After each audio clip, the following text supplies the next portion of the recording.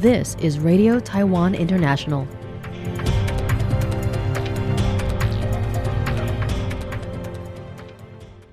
Welcome to the news on Radio Taiwan International. I'm Tristan Hildebrand coming to you from Taipei, Taiwan. We begin with a look at today's top stories for Thursday, December 25th.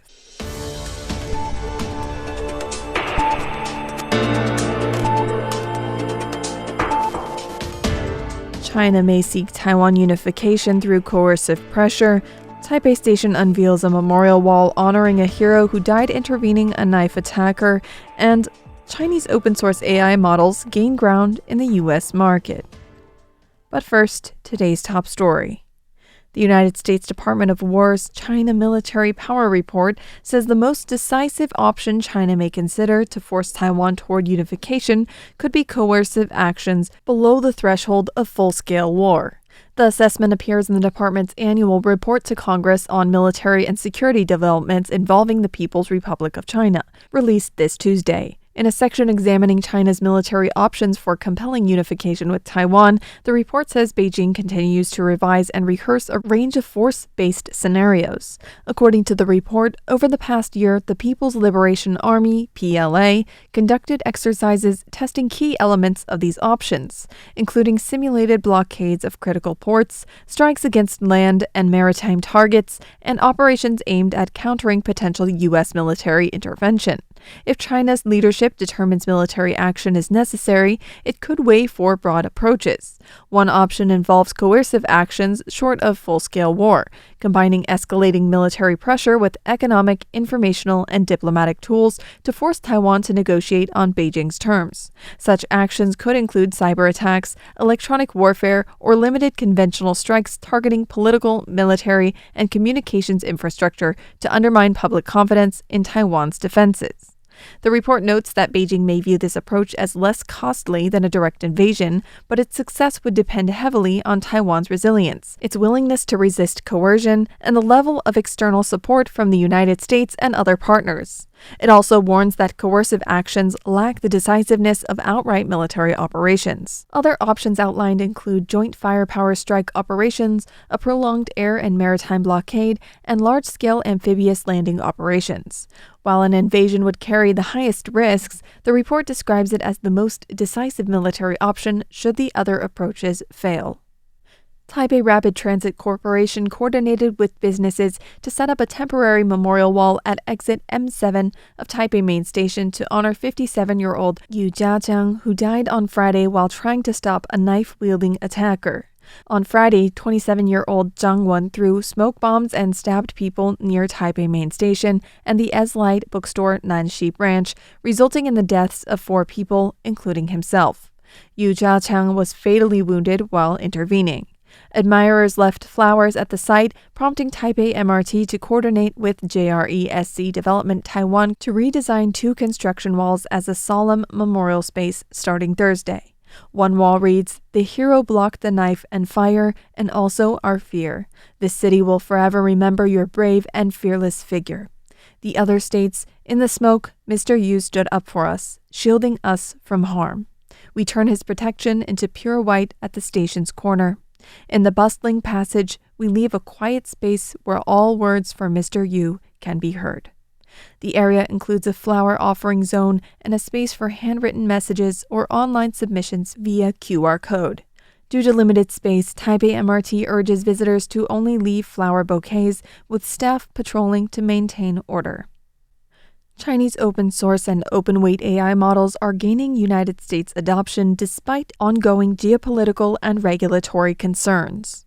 An analysis cited by Agence France-Presse, AFP, shows that open-source and open-weight AI models developed in China are increasingly being adopted in the United States, largely because they are cheaper, flexible, and sufficiently capable for most commercial uses.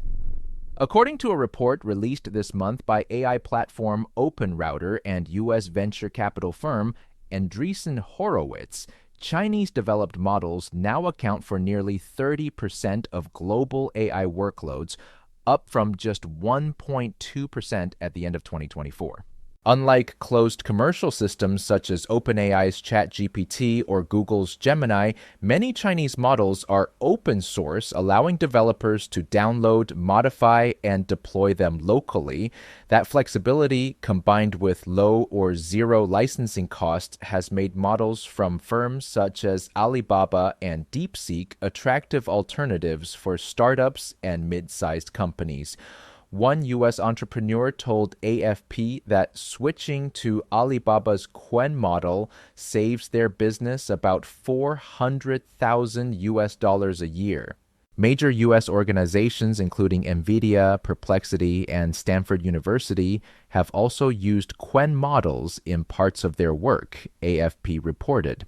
The trend contrasts with moves by Western companies. Meta, once a leader in open-source AI with its Llama models, is focusing more heavily on closed systems.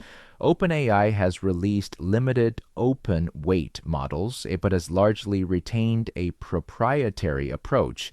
In Europe, France's Mistral AI remains committed to open-source development, but trails Chinese competitors in adoption.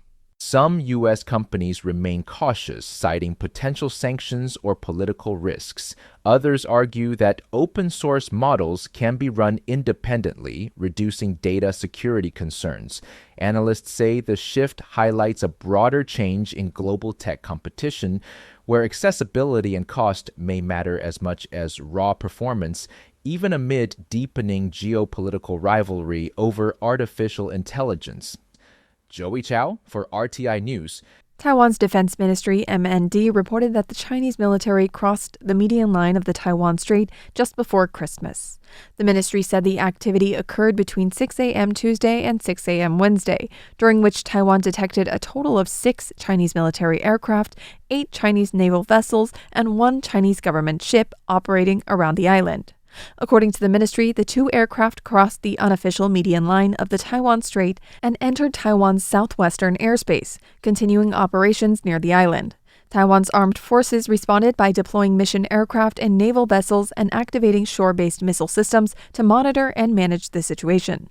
In a separate statement, the ministry said China plans to launch a carrier rocket on Wednesday from the Xicheng Satellite Launch Center in southwestern China. The rocket is expected to fly toward the Western Pacific and pass through Taiwan's Air Defense Identification Zone, or ADIZ. The ministry said it is closely tracking the launch and assessing any potential impact. Taiwan's defense ministry said the military remains on alert and maintains a high level of readiness amid continued Chinese air and naval activity around the island. Some of the more than 30 Japanese politicians visiting Taiwan have paid a visit to the site of the Taipei mass stabbing attack to pay their respects and show their support for the victims. Placing flowers and bowing repeatedly with clasped hands, Kobe City Councilors Uehara Norihiro and Yoshida Kengo paid their respects to the victims of the Taipei mass stabbing attack. The Japanese politicians visited the Eslite Spectrum Nanshi bookstore near Zhongshan Station in Taipei, one of the sites of the attack. Uehara shared that he believes Japanese travelers won't be deterred from visiting Taiwan due to the attack, and on the contrary will want to visit even more to show their support. Over 30 Japanese National Diet members are visiting Taiwan and have met with President Lai Ching-te and Premier Zhuo Rongtai.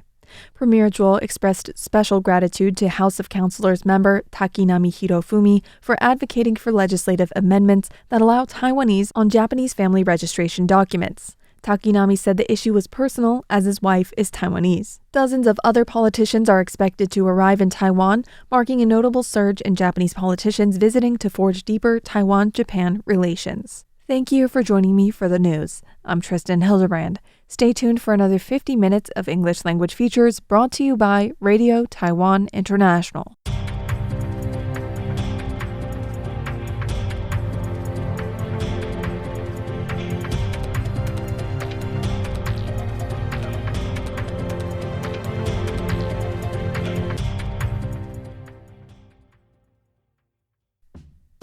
Cash for everyone. The government is giving out 10,000 NT dollars. It's easy to claim. Choose direct deposit, ATM, or post office. Check details at the official website 10,000.gov.tw or 10000.gov.tw or call the free hotline at 1988. Stay alert. Don't trust unknown sources. This advertisement is brought to you by the Ministry of Finance.